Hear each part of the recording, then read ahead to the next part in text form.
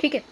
तो आज के लेक्चर में बायोमोलिक्यूल्स, ये जो चैप्टर अभी कंप्लीट किया है हमने, एनसीईआरटी रीडिंग सीरीज इसकी जस्ट कंप्लीट हुई है। पीवाईक्यूज का एक वीडियो ऊपर आ जाएगा, ठीक है, 2025 से लेकर 2010 तक के, वहाँ पर पीवाईक्यूज हम सॉल्व करेंगे, ठीक है। पूरा वीडियो सोल्यूशन उसका मिल जाएगा। आज के लेक्चर में, आज के वीडियो में हम सिर्फ और सिर्फ बायोमोलिक्यूल्स के वो पार्ट देखेंगे जहाँ पर ट्रिक्स अप्लाई हो सके, या फिर कुछ ऐसे डिफ़िकल्ट जो आपको याद रखने में मुश्किल होते हैं, उन सब चीज़ों के ऊपर हमारा आज का वीडियो बनेगा, ठीक है। तो ट्रिक्स मैं कुछ बताऊंगी, कुछ देखो, ज़्यादातर आई बिलीव कि आप लोग थोड़ा कंसेप्चुअल जान लो, ठीक है। सिंपल सा हो जाता है, फिर बिल्कुल ही मतलब लॉन्ग टर्म याद रखने के लिए, ठीक है। निमोनिक जो होते हैं ना, कुछ ही आप ज़्यादा टाइम तक के याद रख पाते हो, ठीक है। बट अपार्ट फ्रॉम दैट, जब आप कंसेप्ट आप समझते हो कि इसे इसी में क्यों रखा गया, इसी क्लासिफिकेशन में क्यों रखा गया, why are these included as toxins and why not in lectins, ये सब चीज़ें जब आपको डिफ्रेंशिएट हो जाती है ना, तो आप उसको अच्छी तरीके से और लॉन्ग टर्म के लिए याद रख पाते हो। और आपको याद रखना है टिल योर नीट एग्जाम, ठीक है। अब क्या करना है हमको, देखो, बायोमोलिक्यूल्स इस चैप्टर का आज हम क्या देखेंगे, थोड़े बहुत टिप्स और ट्रिक्स देखेंगे। सबसे पहले हम बात करेंगे अमाइनो एसिड्स के बारे में, ठीक है। अमाइनो एसिड्स बहुत सारे एग्जांपल दिए हैं, और not only in your 11th NCERT, apart from that आपकी 12th के एनसीईआरटी में भी अमाइनो एसिड्स के बारे में बात की गई है। आपको पता नहीं चलता है, वो अलग बात है, पता नहीं चलता है क्योंकि आप उसे कनेक्ट नहीं कर पा रहे हो। आपने वो मॉलिक्यूलर बेस ऑफ इनहेरिटेंस पढ़ा है, वहाँ पर आपने हिस्टोन प्रोटीन्स पढ़ा है। आपको पता है डीएनए के पैकेजिंग के टाइम पर, जब आप क्रोमोजोम में जब कन्वर्ट करते हो डीएनए को, तो डीएनए को एक चीज़ के ऊपर ना एक तरीके से बाइंडिंग करते हो, डीएनए बाइंडिंग होती है। तो डीएनए बाइंडिंग किसके ऊपर हो रही होती है, हिस्टोन्स के ऊपर हो रही होती है। ये हिस्टोन्स जो होते हैं, इनको हम कह देते हैं हिस्टोन प्रोटीन्स। क्या कहते हैं हम इनको, हिस्टोन प्रोटीन्स। लेकिन ये हिस्टोन प्रोटीन्स होते क्या है, इसके बारे में यहाँ पर बताया है कि आर्जिनिन और लाइसिन, ये दो ऐसे हैं जो कि हिस्टोन प्रोटीन्स को बनाते हैं। और ये आर्जिनिन और लाइसिन कैसे होते हैं, बेसिक होते हैं, ठीक है। तो यहाँ पर जो है बेसिकली आपको कुछ चीज़ें 11th में बताई है, कुछ 12th में बताई है, उसको एक साथ इकट्ठा करके देना हमारा काम है। तो आप सही से you can connect the dots, ठीक है। अब आज हम बात करेंगे अबाउट अमाइनो एसिड। सबसे पहले अमाइनो एसिड्स को देख लेते हैं, उसके आगे हम एक आपको जो 2-4 आपको टेबल दिए ना, वो टेबल के ऊपर बात करेंगे, ठीक है। और उसके अलावा कार्बोहाइड्रेट्स, पॉलीसैकेराइड्स, न्यूक्लिक एसिड्स, वो सब बात करेंगे। अब इसके बाद वाला लेक्चर मैं आपको उसके रिलेटेड वीडियो या फिर उसका लिंक मैं डिस्क्रिप्शन में डाल दूंगी। वो लेक्चर आपका होगा स्ट्रक्चर्स वाला लेक्चर। इस वीडियो के बाद में स्ट्रक्चर्स भी अपने क्लियर कर देना, आपका बायोमोलिक्यूल्स 80% क्लियर हो जाएगा।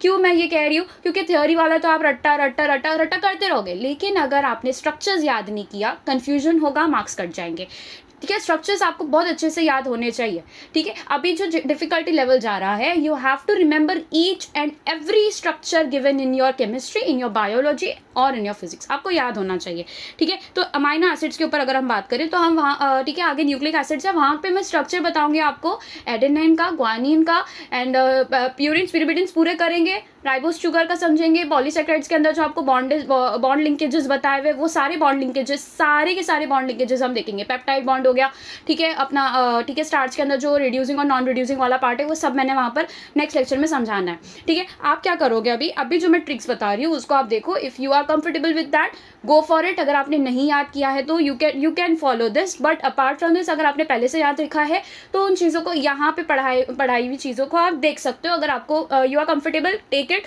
नॉट कंफर्टेबल, आपको पहले तरीके से याद हो रहा है, वही याद रखो। आई एम नॉट सेइंग कि इसी के ऊपर चलो, आपका पर्पस होना चाहिए याद करना, उसको लॉन्ग टर्म याद रखना है और एकदम प्रीसाइसली याद रखना है। ऐसा नहीं कि ये किसका था, ये किसका था, ये तो याद किया था, लेकिन ये कन्फ्यूजन नहीं होना चाहिए आपको, ठीक है। तो आज हम सबसे पहले अमाइनो एसिड्स में हमको पता है अमाइनो एसिड्स 2 टाइप के होते हैं, एक होता है एसेंशियल, ठीक है, एक होता है नॉन एसेंशियल, और कुछ ऐसे भी होते हैं जो सेमी एसेंशियल कहलाते हैं। सेमी एसेंशियल मतलब वो हो जाते हैं जो हमारी बॉडी एट टाइम्स खुद से बनाती है, कुछ पर्टिकुलर सिचुएशंस में खुद से बनाती है, तो एक सेमी एसेंशियल भी आ जाते हैं, ठीक है, सेमी एसेंशियल भी आ जाते हैं, ठीक है। तो सेमी एसेंशियल के अंदर आ जाता है आर्जिनिन और थ्रियोनिन, ठीक है। तो यहाँ पर एसेंशियल और नॉन एसेंशियल, यहाँ पर आर्जिनिन आएगा, थ्रियोनिन आएगा, हिस्टिडीन आएगा, ठीक है। ये तीनों कैसे थे, सेमी एसेंशियल थे, या सेमी एसेंशियल के अंदर है। अब यहाँ पर जो है ना, आपको इसको एसेंशियल के अंदर भी काउंट किया जा सकता है। तो कुछ आपके एसेंशियल भी हो सकते हैं, कुछ सेमी एसेंशियल भी हो सकते हैं, कुछ दोनों हो सकते हैं। तो यहाँ पर मैं आपको एक निमोनिक सबसे पहला दे रही हूँ, अरवा हिल, ठीक है, अरवा हिल MPTT। या आप थोड़ा थोड़ा सा एफर्ट लगाओ, थोड़ा देर आप इसको याद रखने का ट्राई करो। बाकी आपको विद स्ट्रक्चर जब मैं बताऊंगी तो आपको याद हो जाएगा। स्ट्रक्चर सबके नहीं करने हैं, जो मैं स्ट्रक्चर बता रही हूँ सिर्फ उतने ही करने हैं। आर्जिनिन, ठीक है, आर्जिनिन, वी वेलिन, हिस्टिडिन, फिर आई से आइसोल्यूसिन, फिर ल्यूसिन, फिर आता है लाइसिन। ल्यूसिन और लाइसिन अलग है, ठीक है। फिर आता है मिथियोनिन, फिर आता है फिनाइल एलेनिन, यहाँ पर टायरोसिन, थ्रियोनिन और ट्रिप्टोफैन, ठीक है। ट्रिप्टोफैन लिख लो, बट ये एसेंशियल, ओके, यहाँ पे थ्रियोनिन आ जाएगा।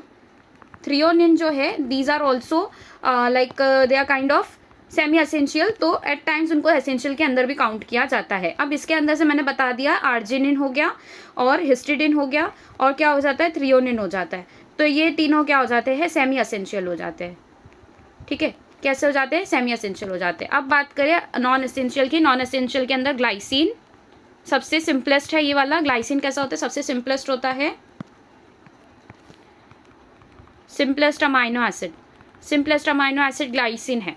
आगे मैं इंपॉर्टेंट पॉइंट बता दूंगी आप लोगों को। ग्लाइसिन सबसे सिंपलेस्ट अमाइनो एसिड है और ट्रिप्टोफैन सबसे कॉम्प्लेक्स है, ठीक है। अब ग्लाइसिन का और दूसरा क्या आ जाएगा यहाँ पर, टायरोसिन। टायरोसिन जो होता है that is your, tyrosine is non essential, ठीक है। थ्रियोनिन हो गया, यहाँ पर ट्रिप्टोफैन आएगा, यहाँ पर will not be tyrosine. Tyrosine आपका नॉन एसेंशियल के अंदर आता है, दिस इज योर ट्रिप्टोफैन, ठीक है। यहाँ पर ट्रिप्टोफैन आ जाएगा, थ्रियोनिन आ जाएगा और टायरोसिन जो है नॉन एसेंशियल के अंदर आता है। टायरोसिन जो होता है इसके डेरिवेटिव्स अलग अलग होते हैं, जैसे कि जो टायरोसिन होता है इससे बहुत सारी दूसरे केमिकल्स बनाए जाते हैं बॉडी के अंदर। लाइक फॉर एग्जांपल इससे जो है हम देखते हैं T3 T4 जो हॉर्मोन्स है सिक्रीट होते हैं बाय थायराइड ग्लैंड। ये थायराइड हॉर्मोन्स जो होते हैं these are nothing but the derivatives of tyrosine. फिर मेलानिन आ जाता है, मेलानिन जो पिगमेंट है। फिर डोपामिन, ठीक है, डोपामिन हो गया और डोपामिन हो गया, ठीक है, हार्मोन है डोपामिन। और एक होता है एड्रेनालिन, ये भी क्या है, हार्मोन है, ठीक है। अब ये हरवा हिल एमपीटीटी ये थोड़ा सा याद रख लो, ये एसेंशियल के अंदर आते हैं, जिसके अंदर से आर्जिनिन, हिस्टिडिन और क्या आ जाएगा अपना ठीक है, आर्जिनिन, हिस्टिडिन और threonine, these are semi essential, क्योंकि हमारी बॉडी इसको हमेशा रिक्वायर्ड नहीं होता है। एसेंशियल इसलिए हो जाते हैं, जो नॉन एसेंशियल है, सेमी एसेंशियल है, वो सेमी एसेंशियल इसलिए होते हैं बिकॉज वो समटाइम्स हमारी बॉडी सर्टन सिचुएशंस उन्हें बनाती है। और बाकी सारे एसेंशियल इसलिए हो जाते हैं बिकॉज वो हमें हमारी बॉडी बना नहीं सकती, उनको थ्रू डाइट ही लेना पड़ता है, ठीक है। फिर यहाँ पर सेमी एसेंशियल का मैंने बता दिया। अब यहाँ पर जो है नेक्स्ट आ जाता है स्ट्रक्चर। स्ट्रक्चर अगर देखें तो सबसे पहले we have the structure of what, glycine से स्टार्ट करते हैं। ग्लाइसिन, अब ग्लाइसिन के अंदर जो आर है ना, सबका मैं ना वेरिएबल पार्ट बताऊंगी, क्योंकि आपका जो प्रोटीन होता है, जो अमाइनो एसिड होता है, amino acid is made up of what, it is a substituted methane. इस तरीके से बोला है, क्या होता है ये सब्स्टिट्यूटेड मिथेन होता है। एक जगह H हो गया, एक जगह वेरिएबल ग्रुप R होता है, एक जगह COOH ग्रुप कार्बोक्सिल ग्रुप होता है और एक जगह अमाइनो ग्रुप होता है NH2। तो ये जो R है डिफरेंट वो मैं यहाँ पर बताऊंगी। ग्लाइसिन में R होता है, वो होता है H, मतलब जो वेरिएबल ग्रुप है वहाँ पर सिर्फ सिंपलेस्ट है ये। सबसे पहला आ गया ग्लाइसिन। फिर ले लो एलेनिन, एलेनिन के अंदर क्या आ जाएगा, मिथाइल ग्रुप आ जाएगा, ठीक है। फिर आ जाता है phenyl alanine, phenyl alanine, phenyl alanine में क्या होता है, यहाँ पर CH2 और एक जगह पर आपका जो है रिंग बनी होती है, ठीक है, दिस इज फिनाइल एलेनिन। फिर एक आ जाता है टायरोसिन, टायरोसिन में क्या होता है, सेम है, यहाँ पर CH2 रहेगा, यहाँ पर रिंग बनी होगी और यहाँ पर एक एक्स्ट्रा OH ग्रुप आएगा। मतलब यहाँ पर बेसिकली होता क्या है कि we have the phenylalanine over here, phenylalanine यहाँ पर प्रेजेंट है, इसको हम करते हैं अल्कोहल ग्रुप ऐड, इस पर हम अल्कोहल ग्रुप ऐड करते हैं in presence of hydrolase enzyme. Hydrolase enzyme जो होता है उसके थ्रू यहाँ पर क्या होता है, हाइड्रोक्साइलेज एंजाइम यहाँ पर हम यूज़ करते हैं। तो यहाँ पर एक्चुअल में क्या हो रहा है, फिनाइल एलेनिन पर हम OH प्लस OH ऐड करवा रहे हैं। तो यहाँ पर जो है इसका स्ट्रक्चर इस तरीके का होगा, ठीक है। यहाँ पर CH2 था, यहाँ पर रिंग बनी थी, ठीक है, और यहाँ पर क्या आ जाएगा आपका एक OH ग्रुप आ जाएगा, this is your tyrosine. Tyrosine का स्ट्रक्चर समझ में आ गया, टायरोसिन कैसे बना, एलेनिन हो गया। फिफ्थ आ जाता है सीरीन, सीरीन याद रखो, सीरीन के अंदर क्या आ जाएगा, सीरीन के अंदर एक हाइड्रोक्सिल, ठीक है, वी कैन से इस तरीके से CH2OH ऐड किया हुआ होता है, ठीक है।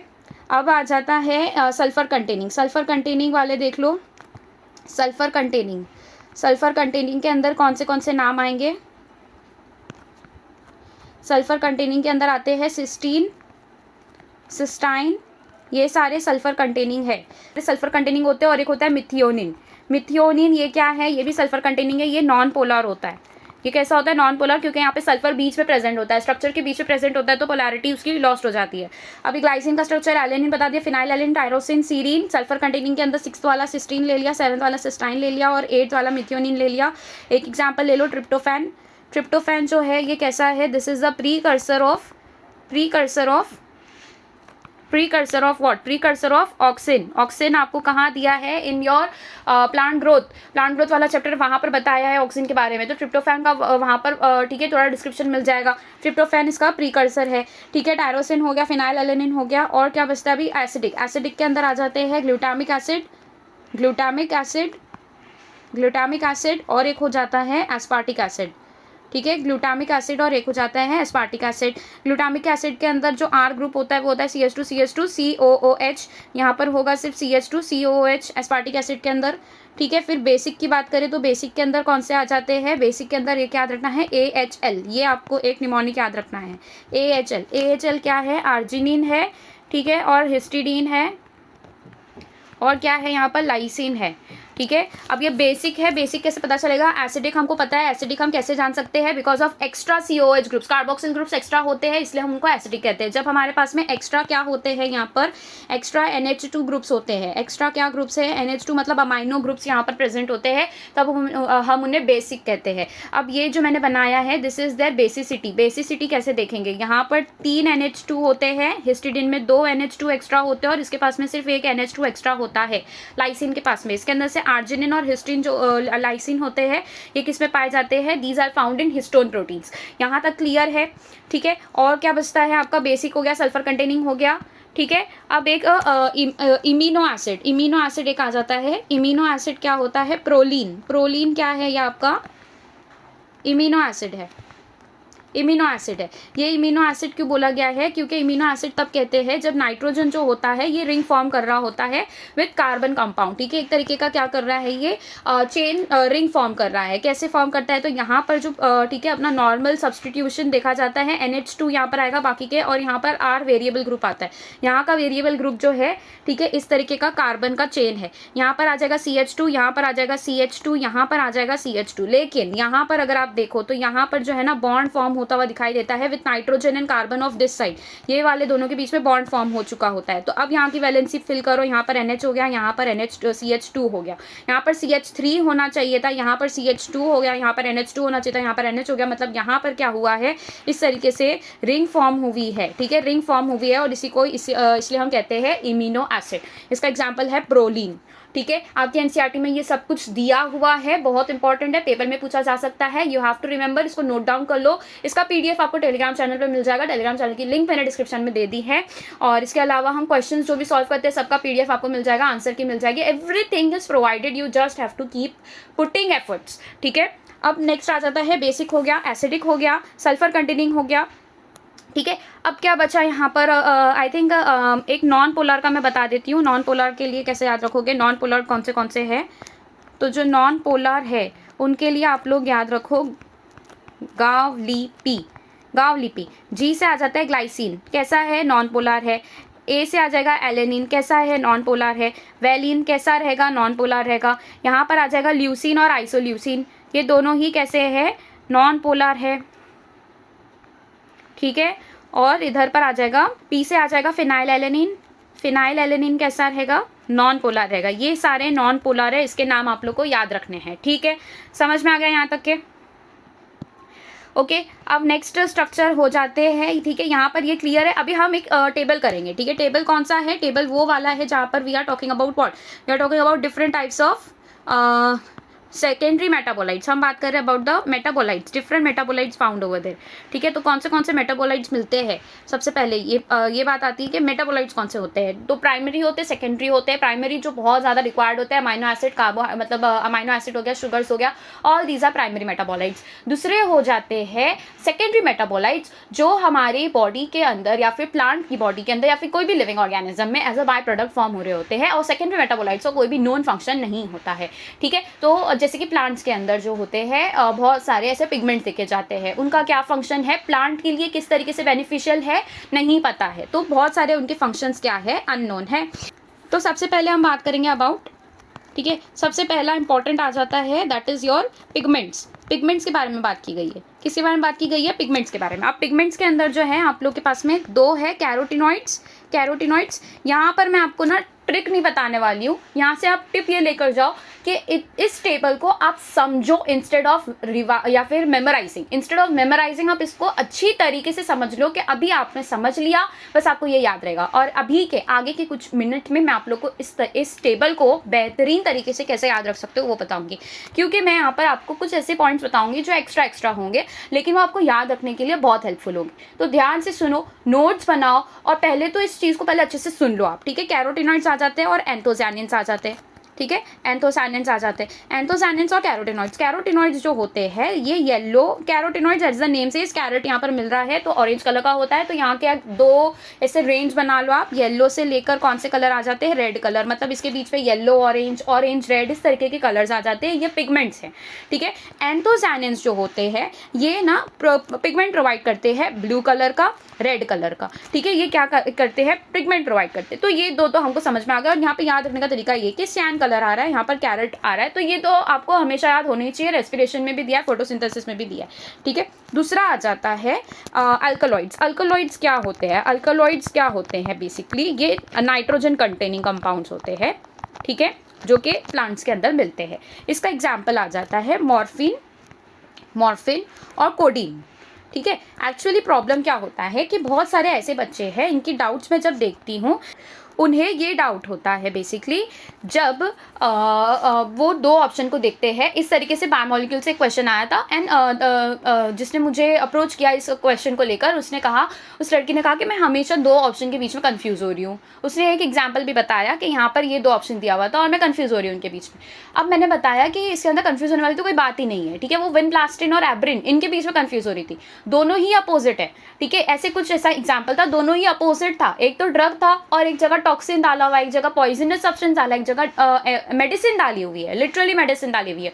इन दोनों के बीच में आप कंफ्यूज हो रहे हो, तो मतलब वहां पर what was she was lacking the extra knowledge that was required to memorise things for long term, ठीक है। तो यहाँ पर कोडीन और मॉर्फिन, ये दोनों को अगर आप देखो, ये दोनों क्या होते हैं, ये पॉपी प्लांट से निकले हुए हैं। पहली बात तो कहाँ से मिलते हैं, ये पॉपी प्लांट से मिलते हैं, और ये नाइट्रोजन कंटेनिंग होते हैं, दोनों ही भाई है, नाइट्रोजन कंटेनिंग केमिकल्स है, नाइट्रोजन कंटेन मतलब इनके अंदर नाइट्रोजन होता है, ठीक है। मॉर्फिन और कोडीन पॉपी प्लांट से आते हैं, इसलिए हम इनको किसके अंदर ऐड कर देते हैं, अल्कलॉइड्स के अंदर ऐड कर देते हैं। थर्ड आ जाता है टर्पीन्स। टर्पीन्स का तो बहुत ईजी है, यहाँ से अगर क्वेश्चन आ गया तो आप बता सकते हो, मोनोटर्पीन्स, डायटर्पीन्स, मोनोटर्पीन्स, डायटर्पीन्स, ठीक है। तो यहाँ तक के तो आपको कुछ भी ठीक है वो नहीं होना चाहिए, कन्फ्यूजन नहीं होना चाहिए, ठीक है। अब असेंशियल ऑयल्स के अंदर आपको एक ही ऑयल का एग्जाम्पल दिया है, lemon grass oil. Lemon grass oil क्या है, नाम में ही ऑयल दिया है, ऐसा अकेला तो नहीं पूछेगा लेमन ग्रास, आपको पूछ सकता है क्या कि what are the essential oils which have no function, तो आपको ऑप्शन में दे सकता है हाउ आर दे एक्सट्रैक्टेड, तो ऑप्शन में दे सकता है from the lemongrass, from almonds, for this and that. आप लेमन ग्रास आपने एनसीईआरटी में देखा है, लेमन ग्रास टिक करके आ जाओ, ठीक है। फिफ्थ आ जाता है एसेंशियल ऑयल्स आ गए, फिर आते हैं टॉक्सिन्स। टॉक्सिन्स के अंदर क्या आ जाएगा, देखो एब्रिन और रिसिन। अब एब्रिन और रिसिन जो है ना, इनके अंदर बिल्कुल भी आपको कोई भी तरीके का कंफ्यूजन नहीं होना चाहिए, ये दोनों ही, पहले तो नाम इनके काफ़ी सिमिलर है, एब्रिन रिसिन। दूसरी चीज़ ये हो जाती है कि ये दोनों ही हाईली पॉइजनस होते हैं, हाईली पॉइजनस प्लांट्स में मिलते हैं, दे आर हाईली पॉइजनस। और दूसरी एक चीज़ याद रखो कि इनका एंटीडोट ही नहीं है, मतलब कि जितना जल्दी हो सके इनको बॉडी से निकालो, क्योंकि इनको डिस्ट्रॉय करना या फिर इनको किल करने वाला कोई एंटीडोट ही प्रेजेंट नहीं है। अगर कोई इंडिविजुअल इससे इन्फेक्टेड हो जाता है या फिर ऐसे ठीक है टॉक्सिन से इन्फेक्ट हो जाता है, तो इट हैज़ नो एंटीडोट, ये चीज़ याद होनी चाहिए आप लोग को। तो ये कौन से थे, ये एब्रिन थे और रिसिन थे। एब्रिन जो होता है this is somewhat 70 times more poisonous, ये ज़्यादा पॉइजनस होता है, या फिर वी कैन से लीथल होता है। कैसे होते हैं ये, लीथल होते हैं, बिल्कुल ही लीथल होते हैं। और ये जो होता है 70 टाइम्स मोर पॉइजनस होता है देन रिसिन, ठीक है। रिसिन से क्या होता है, ये 70 टाइम्स मोर पॉइजनस होता है। यहाँ तक ये क्लियर है आप लोग को। टॉक्सिन्स हो गया, पिगमेंट्स हो गया। अब नेक्स्ट बात करते हैं अबाउट नेक्स्ट बात करते हैं अबाउट ड्रग्स, ठीक है।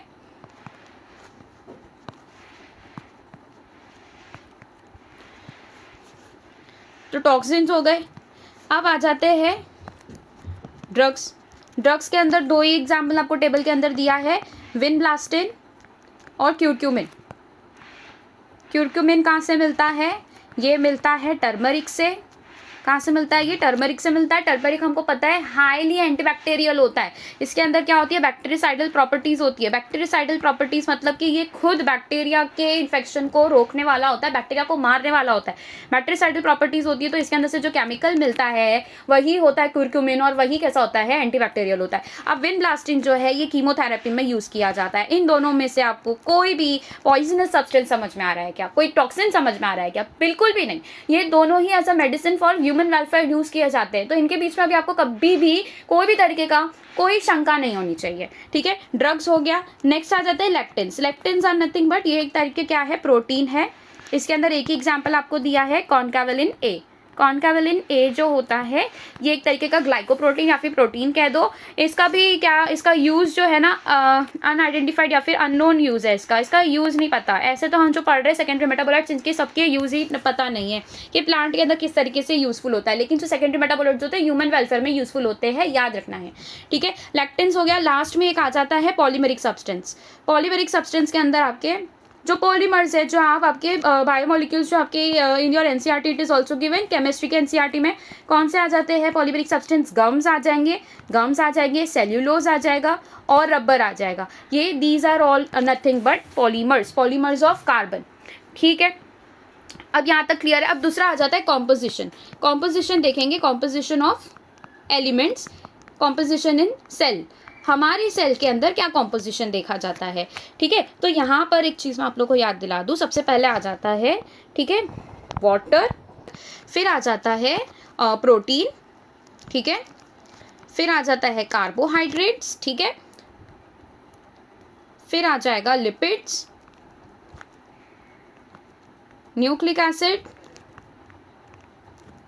और फिर आ जाएंगे आयंस, ठीक है। अब इसको मैंने याद कैसे रखा है और आपको कैसे याद रखना है? With proper care, okay, with proper care let nurse inject, ठीक है। With proper care let nurse inject. जो सबसे ऊपर आया है W, that is water. Water सबसे ज़्यादा मात्रा में प्रेजेंट होता है। फिर आता है प्रोटीन, जो कि कार्बोहाइड्रेट से ज़्यादा हमारी बॉडी में देखा जाता है। इनफैक्ट सेल का भी कॉम्पोजिशन उसी तरीके का है, प्रोटीन्स का लेवल ज़्यादा होता है, फिर कार्बोहाइड्रेट आता है, फिर लिपिड्स आते हैं, फिर आते हैं न्यूक्लिक एसिड्स। न्यूक्लिक एसिड्स बहुत कम होते हैं हमारी बॉडी के अंदर, ठीक है, न्यूक्लिक एसिड्स फिर भी, लेकिन आयंस से ज़्यादा होते हैं।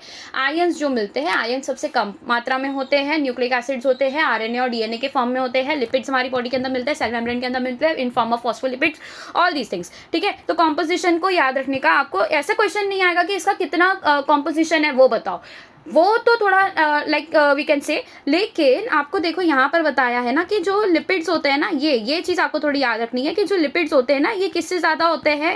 न्यूक्लिक एसिड से कम होते हैं, ठीक है। यहाँ पर एक साइन का मिस्टेक हुआ है, जो न्यूक्लिक एसिड होते हैं वो लिपिड से ज़्यादा होते हैं। क्यों ऐसा बोला गया? क्योंकि न्यूक्लिक एसिड के अंदर आ जाता है RNA और DNA। अब ये जो DNA है ये तो हर सेल के अंदर प्रेजेंट होना अनिवार्य है। दूसरा अच्छा, जो DNA होता है ये कहाँ प्रेजेंट नहीं होता है? एरिथ्रोसाइट के अंदर नहीं होता है, क्योंकि वहाँ पे न्यूक्लियस ही एब्सेंट होता है। अब RNA जो होता है ये तो सब जगह रिक्वायर्ड होता है, ये in form of ribozymes, enzymes के फॉर्म में रिक्वायर्ड होता है। RNA जो होता है प्रोटीन सिंथेसिस में रिक्वायर्ड होता है। RNA जो होता है राइबोजाइम्स के साथ में काम करता है। तो RNA का मल्टी फंक्शनल होने की वजह से ये हमारी बॉडी में वार्स, ठीक है, ह्यूज डाइवर्सिटी में मिलता है, इसलिए उसका क्वांटिटी जो होता है हमेशा लिपिड से ज़्यादा होता है, ठीक है। नेक्स्ट आ जाता है एक और एक टेबल आप लोगों को दिया है अबाउट प्रोटीन्स। प्रोटीन्स जो होते हैं अलग अलग फॉर्म्स में मिलते हैं, जिसके अंदर आपको कैसे याद रखना है? CTR ग्लूट, CTR ग्लूट मतलब CT को आप कैसे लिखोगे कि C आएगा और T और I, CTR। अब ये जो R है it has 2 letters in it. अब ये ARER वाला नहीं है, this is A and R। इसका क्या फुल फॉर्म निकल के आएगा? एक तो हो जाएगा, ठीक है, फर्स्टली वी हैव, तो सबसे पहले C क्या है? C आपका हो जाता है कोलाजन, ठीक है। कोलेजन हमको पता होना चाहिए, कोलेजन क्या होता है, दो सेल के बीच में जो इंटरसेलुलर ग्राउंड सब्सटेंस इसको कहते हैं। इंटरसेलुलर ग्राउंड सब्सटेंस क्या होते हैं, these are nothing but proteins. ऐसे प्रोटीन्स होते हैं जो कि दो सेल को बांधे रखने का काम करते हैं। कोलेजन जो होता है बेसिकली सेल को बाइंड करके रखने का काम करता है, ठीक है, तो वो करता है। फिर आ जाता है टी से क्या आ जाएगा, ठीक है, ट्रिप्सिन। ये जो ट्रिप्सिन है this is nothing but enzyme, और जो ट्रिप्सिन होता है ये हमारा डाइजेस्टिव एंजाइम होता है, मतलब हमारे गट में मिलता है, ठीक है। फिर आ जाता है सीटी, एज आई सेड, इसको कैसे याद रखो, सीटी आर ग्लूट। सीटी जो है बड़ी ही ग्लूट है, ठीक है। अब ये जो सीटी है इसको आपको लिखना है इन फॉर्म ऑफ सी और टी, सी और टी। आर को आपको लिखना है आर और ग्लूट। अब ग्लूट 4 आप ठीक है उसको बाद में देखते हैं। अभी टी हो गया, आई से आ जाएगा इंसुलिन। ऑफ कोर्स इंसुलिन क्या है, it is a type of protein जो कि क्या करता है, ऑफ कोर्स ये एक हार्मोन है जो हमारी बॉडी के अंदर क्या करता है, शुगर लेवल डाउन करता है, ठीक है। ये हो गया एक हार्मोन, कैसा है ये, एंडोक्राइन हार्मोन, ठीक है, एंडोक्राइन हार्मोन हो गया। अब दूसरा आ जाता है आर के अंदर ए आ जाता है antibody. We all know antibody का स्ट्रक्चर, ठीक है, ये प्रोटीन से बना होता है और ये ठीक है इम्यून डिफेंस में काम करता है, ठीक है, इम्यूनिटी प्रोवाइड करता है। आर से अब नेक्स्ट आ जाता है रिसेप्टर्स। रिसेप्टर्स में हमारे पास में क्या हो जाते हैं, all the skin, hair receptors, hearing receptors, और ठीक है ऑडिटरी रिसेप्टर्स, ये सारे किसके बने होते हैं, एक टाइप के अमाइनो एसिड्स और प्रोटीन से बने हुए होते हैं। आर हो गया। अब लास्टली आ जाता है ग्लूट। ग्लूट के अंदर क्या होता है ना, GLUT 4 is nothing but these are the channels. ये क्या होते हैं, चैनल्स होते हैं जिनके थ्रू, मतलब ये सेल मेम्ब्रेन है, ठीक है, सपोज करते हैं this is a cell membrane, और यहाँ पर जो है इस तरीके का स्ट्रक्चर देखा जाता है जहाँ से हम क्या करते हैं, ग्लूकोज का पास ऑन करते हैं। तो ये जो ग्लूकोज के चैनल्स होते हैं, ग्लूकोज फॉर ठीक है channels for glucose exchange, glucose exchange के लिए या फिर ग्लूकोज ट्रांसपोर्ट के लिए क्या करता है, ये काम करता है।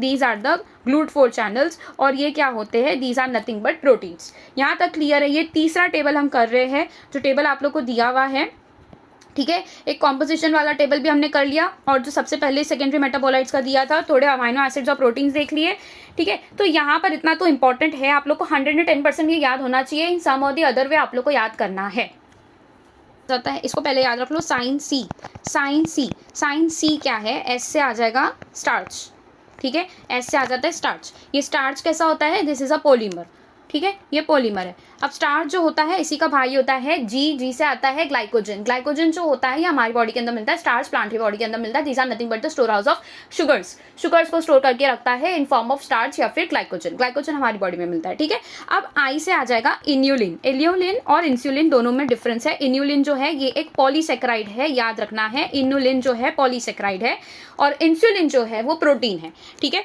जी से आ जाता है ग्लाइकोजन और जी नो है 2 बार आता है, ठीक है, तो एक ग्लूकोसामाइन के फॉर्म में भी आता है, ग्लूकोसामाइन। फिर आ जाता है ग्लूकोसामाइन जो है ये बिल्डिंग ब्लॉक है, लाइक वी कैन से ये एक मोनोमर है, ठीक है, ये दूसरी चीज़ों को पॉलीमर है, दूसरी चीज़ें बनाता है। अब एन से ना एन एसिटाइल ग्लूकोसामाइन, मतलब उसका एसिटाइलेशन कर दिया, ग्लूकोज का एसिटाइलेशन कर दिया, तो वो एन एसिटाइल ग्लूकोसामाइन हो गया, ग्लूकोसामाइन। अब ये जो एन एसिटाइल ग्लूकोसामाइन है it makes what, makes chitin. Chitin क्या है, काइटिन है एक्सोस्केलेटन ऑफ आर्थ्रोपोड्स, ठीक है। ये काइटिन किधर मिलता है, एक्सोस्केलेटन में मिलता है ऑफ आर्थ्रोपोड्स। आर्थ्रोपोड्स आपने पढ़ा है एनिमल किंगडम में, वहाँ पर उनका जो एक्सोस्केलेटन होता है वो बना होता है काइटिन के। काइटिन को जो बिल्डिंग ब्लॉक है that is nothing but N acetyl glucosamine. दूसरा एग्जाम्पल दिया है आप लोग को एन एसिटाइल गैलेक्टोसामाइन। अब इसके अंदर बिल्कुल भी आप लोग को नहीं कंफ्यूज होना है। गैलेक्टोसामाइन जो है ये गैलेक्टोस शुगर से बना है, ये ग्लूकोज शुगर से बना है, ये तो ठीक है, लेकिन इसका क्या होता है, ये कुशनिंग का काम करता है या फिर एक तरीके का फ्लूइड प्रोवाइड करता है इन जॉइंट्स, कुशनिंग करवाता है इन जॉइंट्स, ठीक है, ये एक पॉइंट हो गया। अब एन तो हो गया, सी से बचता है सेल्यूलोज, क्या बचता है, सेल्यूलोज। अब इसके अंदर से जो मैं टिक करा रही हूँ ऑल दीज आर होमोपोलीमर्स, ठीक है। अब होमोपोलीमर्स में सबसे पहले तो सेल्यूलोज आ गया, ठीक है, आपका काइटिन आ गया। काइटिन कैसा है, ये आ जाता है, ठीक है, काइटिन ये एक होमोपोलीमर है, ठीक है। फिर ग्लाइकोजन, इन्यूलिन, स्टार्च ये भी होमोपोलीमर है, ठीक है, ये सारे होमोपोलीमर है। और ये जो आपका दिया है, ठीक है, ये जो है these are the building blocks, ठीक है, ये होमोपोलीमर है ही नहीं ना, वो मोनोमर के फॉर्म में प्रेजेंट करता है। तो फिर जो हेट्रोपोलीमर है वो कौन सा है, हेट्रोपोलीमर का एक एग्जाम्पल आप लोग को दिया हुआ है पेप्टिडोग्लाइकन। ये क्या है, हेट्रोपोलीमर है। Apart from that all are homopolymers, जो एग्जाम्पल मैंने कराए होमोपोलीमर है। कैसे है ये, होमोपोलीमर है। ये सारे एग्जाम्पल्स किसके अंदर आ गए, होमोपोलीमर के अंदर आ गए। पॉलीसेक्राइड्स हमने पॉलीसेक्राइड्स का देख लिया, प्रोटीन्स का देख लिया, टेबल हमने तीनों देख लिए, और यहाँ पर कुछ ऐसे ठीक है शॉर्ट फॉर्म्स निमोनिक्स के फॉर्म में मैंने बता दिया। अब इसका जो है स्ट्रक्चर्स का डिटेल एक्सप्लेनेशन आपको नेक्स्ट वीडियो में मिलेगा, जिसकी लिंक मैंने डिस्क्रिप्शन में दे दी है। ठीक है फाइन, तो यहाँ पर ये वीडियो खत्म करते हैं। नेक्स्ट लेक्चर आपको पूरा देखना है, वहाँ पे स्ट्रक्चर्स में बताऊंगी। स्ट्रक्चर्स आपको याद रखने हैं, क्वेश्चन आने की बहुत चांसेस है। ठीक है, तो आपको हर चीज़ के लिए प्रिपेयर रहना है, इजी हो या डिफिकल्ट हो, आपको सब कुछ प्रिपेयर रखना है। A++ गेम आपको इस बार अपना देना है, याद रखो इस चीज़ को। ठीक है, मिलते हैं नेक्स्ट लेक्चर में। Till then keep studying, take care, good bye.